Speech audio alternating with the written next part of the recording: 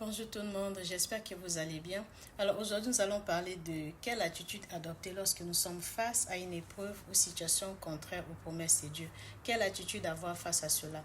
Alors moi, personnellement, il y a quelques mois de cela où le Seigneur m'a parlé au travers de deux hommes de Dieu différents, à des plateformes différentes, où j'ai participé à des programmes de prière.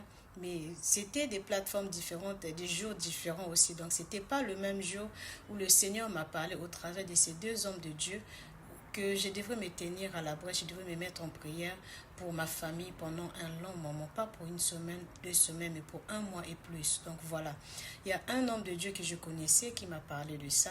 Le deuxième, je ne le connaissais pas, mais pourtant je participais juste à ce séminaire en ligne. Voilà, lui également m'a parlé du même sujet. Donc voilà, j'ai pris le sujet de prière en considération. J'ai commencé à prier 1 semaine, 2 semaines. Un mois plus tard, bien aimé, j'ai commencé à vivre des choses catastrophiques dans ma maison. J'ai commencé à vivre des accidents. J'ai commencé à vivre des choses contraires aux promesses de Dieu. Il y avait la pression. Il y avait le chaos dans ma maison. Il y avait des larmes dans ma maison. Tout était dans la confusion dans ma maison. Mais au-delà de tout, même lorsque je n'avais plus de mots, même lorsque mes larmes ne coulaient plus, même lorsque je n'avais plus de force.